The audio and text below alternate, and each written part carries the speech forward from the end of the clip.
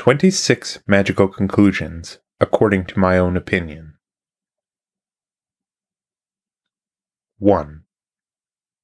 All magic used among the moderns, and which the Church deservingly drives out, has no soundness, no foundation, and no truth, since it depends on the enemies of first truth, those powers of darkness, which pour down the darkness of falsehood over poorly disposed intellects.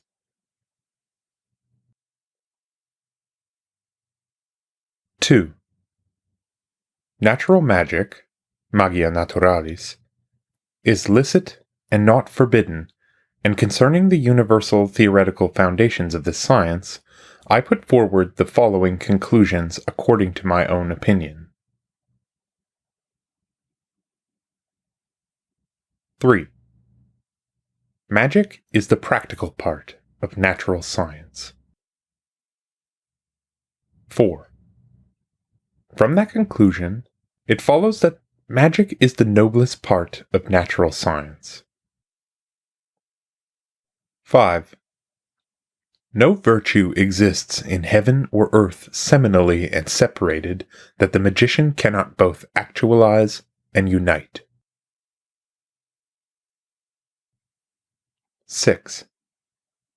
Whatever wondrous work is performed, whether it be magical, Kabbalistic, or any other kind, must firstly be attributed to God, the glorious and blessed, whose grace freely showers down the supercelestial waters of miraculous power over contemplative men of good will day by day. 7. Christ's wondrous works could neither have been performed through the path of magic nor the path of Kabbalah. 8. Christ's miracles, not because of the things he did, but because of the way in which he did them, are the surest argument for his divinity. 9. Regarding Christ's divinity, there is no science that gives us more assurance than magic and Kabbalah.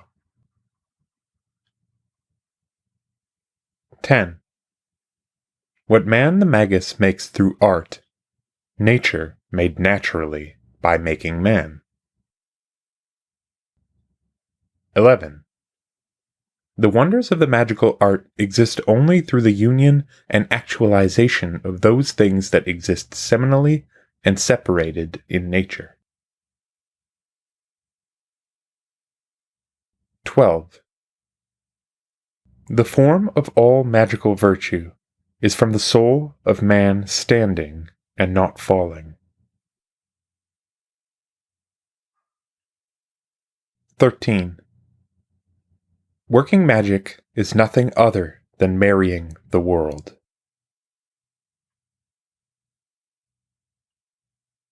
14. If there is any nature immediate to us that is either simply rational, or at least exists for the most part rationally, it has magic at its summit, and through its participation in men, it can be more perfect.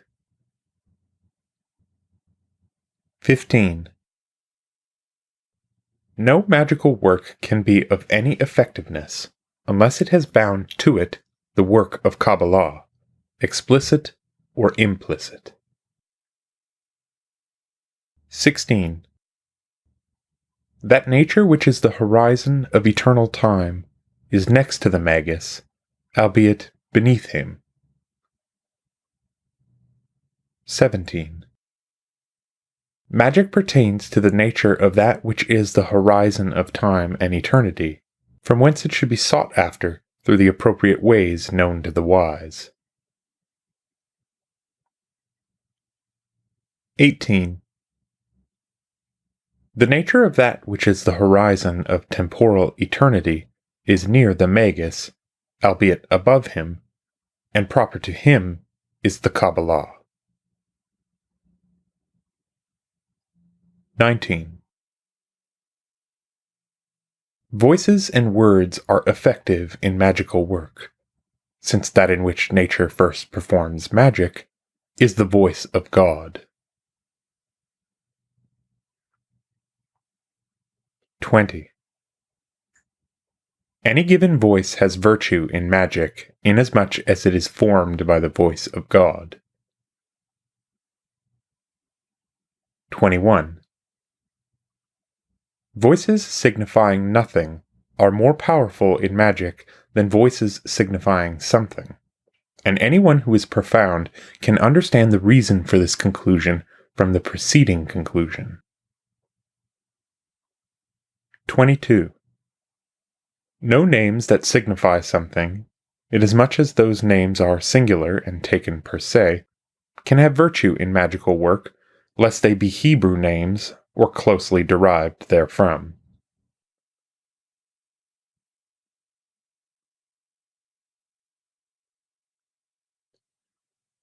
23. In magic, any given numbers apart from the ternarius and the denarius, 3 and 10, are material numbers. The ternarius and denarius are formal numbers, and in magical arithmetic, they are the numbers of numbers.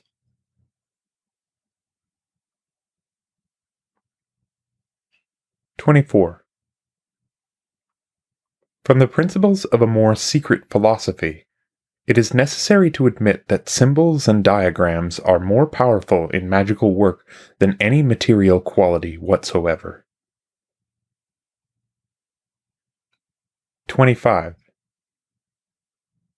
Just as symbols are proper to magical work, in the same way numbers are proper to the work of Kabbalah, with a medium existing between the two, appropriable by declination between the extremes through the use of letters. 26.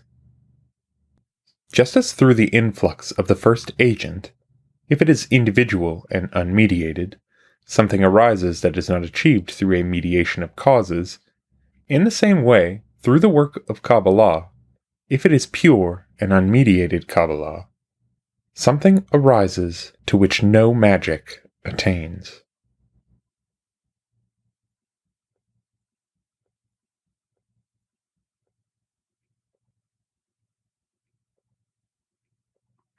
31 conclusions, according to my own opinion, on understanding the Orphic hymns according to magic, that is, the secret wisdom of divine and natural things, first discovered in them by me. 1. As it is unlawful to explain in public the secret magic I first coaxed out from the Orphic hymns, thus what is demonstrated through some aphoristic hints, as in the following conclusions, will be useful for arousing the minds of contemplatives. 2. Nothing is more effective in natural magic than the Orphic hymns, if there is added the due music, the intention of the soul, and the other circumstances which the wise know.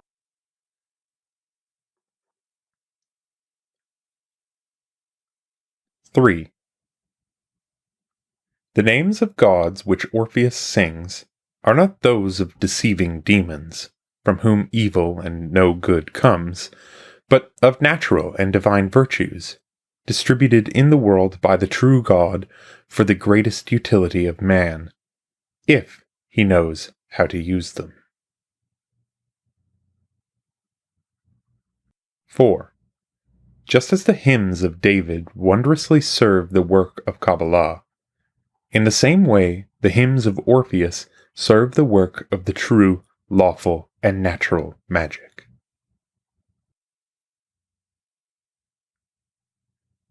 5.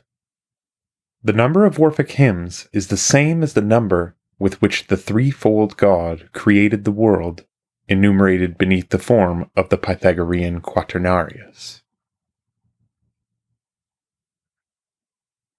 6.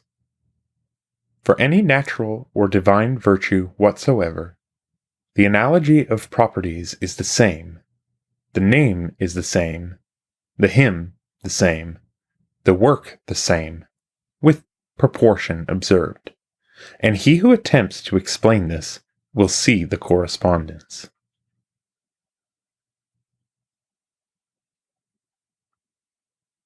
7. He who does not know how to intellectualize sensible properties perfectly through the method of secret analogies understands nothing sane from the Orphic hymns. 8. He who profoundly and intellectually understands the division of the unity of Venus into the trinity of graces, and of the unity of fate into the trinity of Parcae, and the unity of Saturn into the trinity of Jove, Neptune, and Pluto, will perceive the way of duly proceeding in Orphic theology. 9. The Curetes in Orpheus and the powers in Dionysius the Areopagite are the same. 10. He who attempts the work of the preceding conclusion should add the work of Kabbalah according to those things ascribed to the fear of Isaac. 11. He who does not attract Nereus approaches Palemon and Leucothea in vain, nor will anyone attract Nereus who has not operated around the first animate trinity. 12. The property of corporeal nature is represented to us through the 8 maritime hymns. 13. Typhon, according to Orpheus and Samael in the Kabbalah, are the same. 14. If anyone in the work of the preceding conclusion works intellectually, he will bind the north through the south. If he works entirely in a worldly way, however, he will bring judgment upon himself. 15. Night, according to Orpheus, and the Ein Sof in the Kabbalah are the same.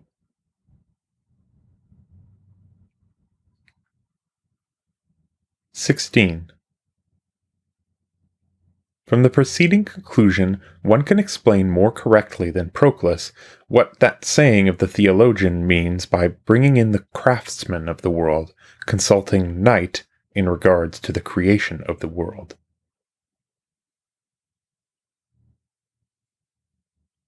17. From the same words, one can know why in the Symposium, Porus is named the Son of Counsel by Diotima, and Jesus, in sacred scriptures, is named the Angel of Great Counsel.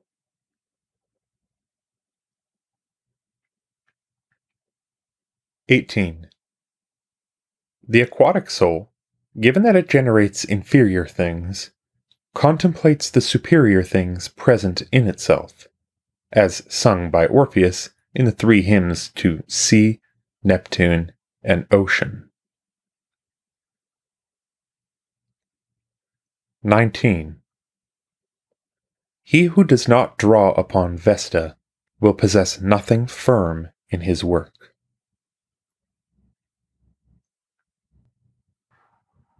20.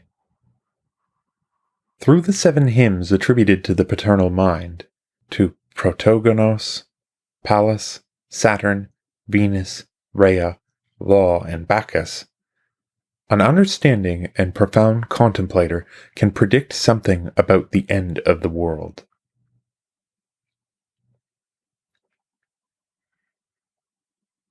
21. The work of the preceding hymns is nothing without the work of Kabbalah, whose property it is to practice every formal quantity, continuous and discrete. 22. He who does not divide heroes into 2, native and foreign, will often err.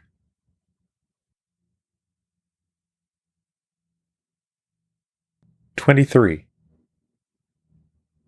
He who approaches Apollo will mediate a work through triennial Bacchus, and will complete it through the ineffable name.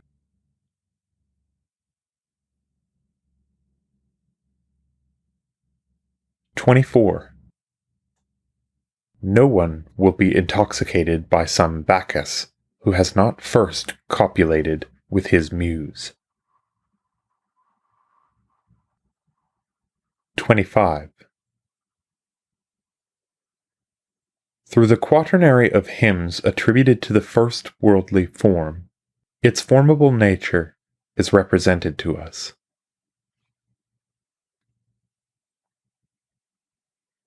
26. He who returns perfectly into the soul will equate his form with the first form. 27. He who attempts the work of the preceding conclusion approaches the third Jove as living, not as vivifying. 28. He who does not draw upon Pan approaches nature and Proteus in vain.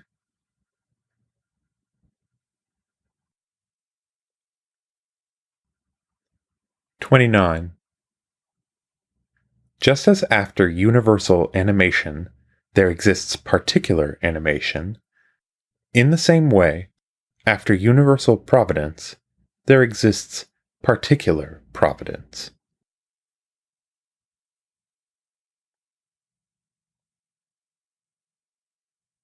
30.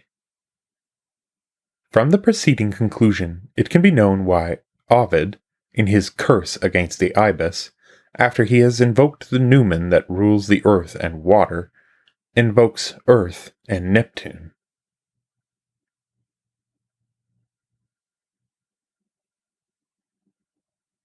31.